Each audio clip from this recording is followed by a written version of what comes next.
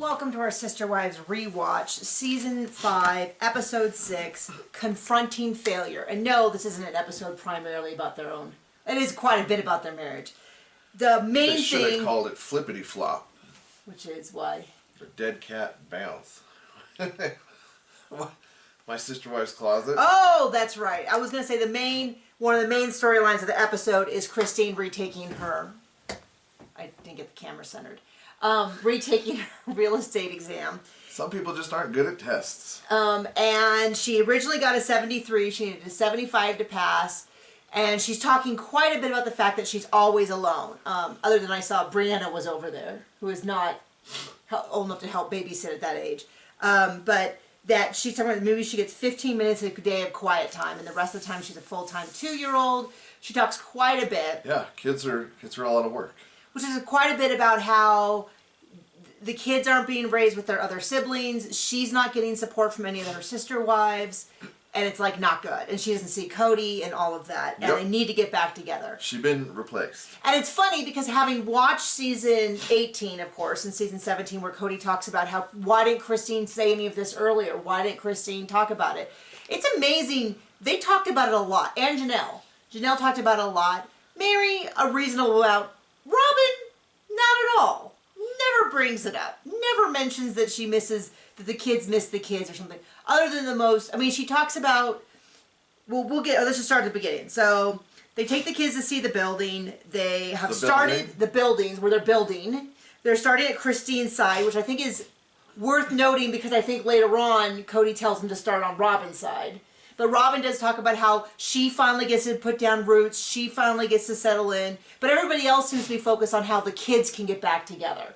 And the mothers can help each other. Well, with Robin, it's all about Robin. It is all about Everything. Robin.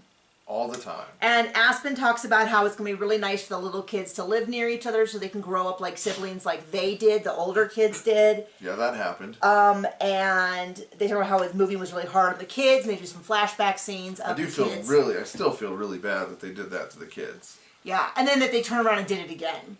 Yeah, well, that's what I mean. Well, yeah, but they keep doing it. It's not just like one time they had to do this one thing. And it's more like, no, they keep doing it over and over and over again, and Cody's always got some great excuse.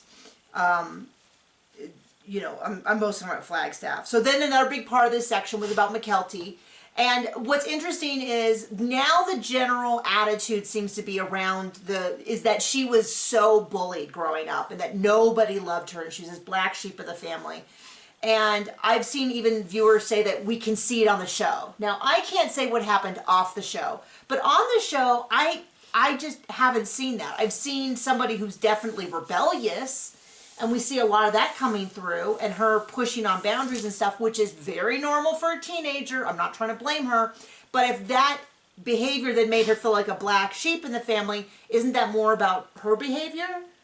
And then... Well, we know she's brilliant with her, you know.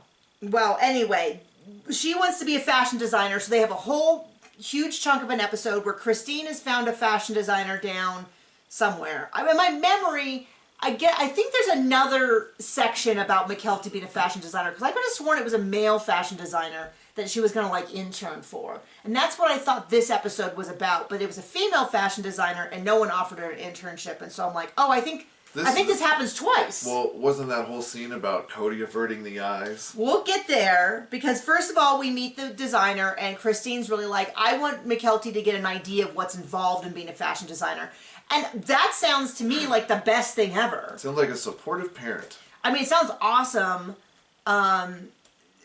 I mean, I think every kid would like that opportunity if they have a career they really want to go into, to have the opportunity to go and meet someone who does it and to help out. And so they're doing a photo shoot. It does look very much like Project Runway Unconventional Material Challenge. They're using like cellophane, and she's made this dress, and they're going to go out for a fashion thing. And she's talking about the makeup they have to do. And it does seem to me a little bit like, well, you did pick the most glamorous part of fashion design. So I think they should do I think they should probably, if you want to show her more realistically, it'd be the pattern making and all of that. But well, I mean, Robin can show her the business side, you know, with her business experience and that wonderful $12 million idea of Sister Wives Closet, right? John will explain that particular reference because I'm going to tell you Will I? something that shocked me. John, of his own accord, Don't put that out there to the world. Googled something about sister wives and then read it to me, and I was like, "Oh, did you just?" I'm never coming back from this. My credibility is shot. I'm like, "Did you?" Because he said he saw it on Reddit, and I was like, "Oh, that's so weird that your Reddit is so different than mine." I didn't see that because we both were on Reddit, so a lot of times we're like showing each other the same post that we just saw, and I'm like, "Oh, I haven't seen that post." And he's like, "Well, I found it from Google," and I'm like, "Are you over there Googling something? What's happening? Who are you? What have you done with my husband?" I wanted to find out how much money my Sister Wives Closet lost. I did not find it, unfortunately. I just found stupid articles that said, these are some fan theories. Well, I don't care. Don't worry, John. We'll get to that, and then you can share all of your research. So, the big thing in this episode was that they helped the model get dressed. She was in like a short slip and a bra. She looked very young to me. And they made a big deal about how when the young girl changed, Cody left the room. What I thought was weird though is, of course, Robin jumped in to explain to us. Of course. Because no one else in the world understands why they wouldn't want their husband there staring at a half-naked woman. Only Robin and Cody have that experience. I'm sure it was super sensual, with your child and one of your wives there. Well, my big thing is, first of all, there's a camera crew, so I don't know. I would hope the model knew that and was comfortable with it. She didn't show anything more than a swimsuit would have. It wasn't terribly scandalous. But my thing is, I would kick John out of the room because I think it's skeevy for the girl. I know John's not staring at other women. I wouldn't want him to be clear. But it would also just be like, oh, there's a girl changing as part of her job. Let's not make this more uncomfortable than it needs to be for her sake. But they really made it sound. But let's make sure it's all about Cody. If you only heard Robin speak, you would make it sound like half-naked women were pressing their body against him, and he valiantly ran from the room, although they show him doing this. Which I think is, and I've said this before, he's done that joke a few times about like, oh yeah, you can't look at the women, which I think is far, far creepier than just looking. Or not looking. You know what's even creepier is what Robin said about the Sister Wives Closet when they rolled that out this episode. It's like we're standing there naked in front of everyone. So gross, first of all. So they give a long lecture about Cody. Then we cut over to Christine going to her thing. She did a practice exam and she got a 71, which is even lower than she got last time. I'm just going to say, some people just aren't test takers. I don't know that I would want her to be handling the most important purchase of my life. You know what I mean? And it's not because I don't trust her, but it was sort of like, it seemed like she had no help. She was in this household of kids. It just wasn't screaming, yes, this is someone who's checking every box and double checking things. I think Janelle would. But I think Christine is more of she's someone who probably could sell houses, but I don't know if I'd want her doing all the paperwork. Just going to say that. I have to be objective. So she comes... So she goes, the timing is where it is. Let's just jump to the end. Because this is at the end. They have her go out for the test. And then at the end, they see her. They have a family event at the park. She walks up after taking the test. Cody greets her by saying how much he loves her and supports her. No, he says, come on, can you tell us we're all really hungry? And I was like, okay. And she passed. Yay! And she can't wait until she sells a house so that they can start paying off debt. Which is great. That's very exciting. The only other aspect of it... She did more selling and making money than my Sister Wives Closet. Yeah, I think standing on the corner with a lemonade stand would have made them more money than my Sister Wives Closet. For sure. For sure. So they're going to launch My Sister Wives Closet from Robin's house. They have the webmaster there to launch it right away. There were 73 people waiting for it to launch. And they launch it, and they can see all these people, and no one's buying. And they show the jewelry, and it's some Scooby-Doo, like, looking stuff. And they explain, and then Mary finds a comment online that says, I'm guessing either Twitter or Facebook, But what's funny is, this is the most evergreen thing they've ever said. Mary goes, why is everything so expensive? Why is there nothing here for a working mom to buy? Which is literally what people are now saying in 2023, a decade later, with inflation. It's still too expensive. Because we've said this a million times, when it launched, and we saw this episode, of course, we went to the website, and of course it crashed, because every Sunday night it crashed for years. There were years, and I never thought of it. And it didn't crash because people were just buying stuff. People were like, oh, that's right, they have that stupid website. Well, let's go look at it ourselves and see how expensive it is. Oh, it's down, it's crashed. And what's crazy about it, and of course, I never once thought of it any time other than when I was directly watching the episode. But this is about 2 seasons later is when John and I, or initially me, and then eventually John, we started recapping the show. And I was like, oh, it'd be fun to like get like a necklace and wear it during our recaps as like a joke or ironic or something. And it was too expensive, even before we had our son. And we had double income, no kids, a dink. Well, I wouldn't say double income. One half an income. One income and me, which was not doing anything at the time. Well, I sold jewelry online. I probably sold more jewelry online. Oh, for sure. Than they did. And cost-wise, if you go by profit line, I was miles ahead. Because I think I only spent like $500 total, and made money back, whereas they, I don't think, ever did. And they go talk about how they decided to do Sister Wives Closet because the startup cost was so much less than the other businesses. Liars! They did it because Robin wanted it. Yeah, I'm sure that was part of it. And I'm sure No, that was not part of it. That was it. And so they have hundreds of people on there, and no one is buying anything. Eventually, they get 28 orders, but I thought it was so funny because Mary's like, well, there's a comment online that says, why is this stuff so expensive? And they like kind of poo-pooed it, like, well, we don't want to do cheap stuff. We want to do quality stuff. And you're like, then you have to have quality designs.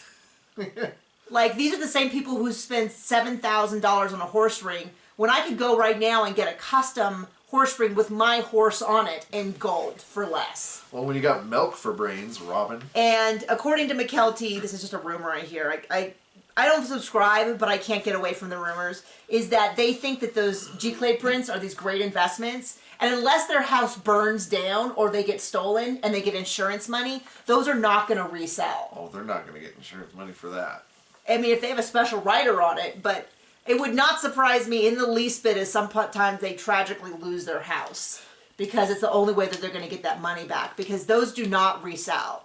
Those do not. I mean, I think like original actual paintings are hard enough to resell even with all the paperwork, but G-Clay prints are prints where instead of using like ink like you would on like a printer, it uses paint. If I understand it correctly, if you are an artist and you want to come into, or an art expert, just know we don't care. Well, if they come in and they tell us what the deal is, yes, I would be interested. But the point is they're just prints. They're supposed to be limited run prints. My guess is, you know, remember those commemorative plates that they used to sell on TV for like Princess Diana? Only 500 will be printed. Grab yours, you know, those kind of things. Like, I think it's along the line of those. Or like the commemorative coins. Oh my gosh. This is like a deep cut from our childhood. Yeah, right. This is exactly what I remember from being a kid. But now it's like Funko Pops, and then there was like Beanie Babies. I don't know. Some of those, apparently the Pokemon cards are actually the ones that were valuable. Which I have somewhere out of the storage unit. I guess maybe we should get those out. But yeah, for every like commemorative card, like it almost, I think the stuff that they ever say you have to buy before we run out is almost never the thing. It's always a thing you didn't know, like you got the very first Barbie or the first print of Harry Potter. Or gold. Or gold, I mean, yeah, or gold. I mean, that's what's weird is I would think he would buy gold, but they track gold now. The IRS does. Yeah, of course. So, but I mean, like, do they track? Anyway, my point being, apparently McKelty says he spent like $50,000 on that, like, on that stuff as like an investment, and it's like, oh, well, I mean, that is right in touch with their previous tax evasion schemes. Well, their previous financial decisions. Oh, we have to sell the houses in Vegas. and buy because of the real estate market. And if they had held those houses in Vegas, they'd be worth twice as much. And they haven't done anything. All they've done is lost money on rent in Flagstaff. So it's crazy. Well, I mean, he did get to funnel probably hundreds of thousands, if not more, to Robin. Yeah, I mean, if it's really about, I guess it worked out. Taking money from Janelle and Mary, they've really cleared the house there. At the end of the day, they got 28 orders. I'm guessing, and the thing is the stuff's expensive, but based on the way that they described they were having it made, this is not like, yeah. When you make, to remind you that the stupidest way possible, they did that. Last that we heard, they were having a jeweler in Vegas make each piece custom. That's not really how you make mass-produced jewelry. Shocking. Unless you're selling it as, like, it would have been better if she had actually made it herself. But they're paying some, I mean, it's just not the way, to go. The only thing she's good at is servicing her best customer, apparently. So, the episode ends with Christine having this long, heartfelt discussion about how she feels like they're not a family. They have to get back into these houses soon because she doesn't have the relationship with the sister wives that she used to. She's not having the relationship with the other kids. They're not helping each other with their kids. She's living like a single woman. Got news for you. Still doesn't help. I think the cul-de-sac helped because at least Janelle was close. The kids, it helped. I mean, it certainly helped the kids. It didn't help the marriage. It didn't help the relationships. Didn't help Cody and Christine, or Cody and Janelle, or Cody and Mary. I mean, it helped him hide from them. But I think at least Christine had Janelle and had the ability to, like, send the kids over, because they were in a cul-de-sac with a gate and then the backyards were all open. So the kids, there was a little bit of more of, like, the kids could mingle and stuff. But it's funny, though, because we watched the show enough to where, especially in the later seasons, where Cody says, no one said anything, no one complained, we were fine in Vegas, we were great in Vegas, things were amazing in Vegas. And it's like, I don't know, there's sure a lot of it. He lives on planet Robin. I know. And so does Robin live on planet Robin. So anyway, that is the recap. I'm going to go take a nap. So thank you for joining us, and we'll see you on the channel. Bye.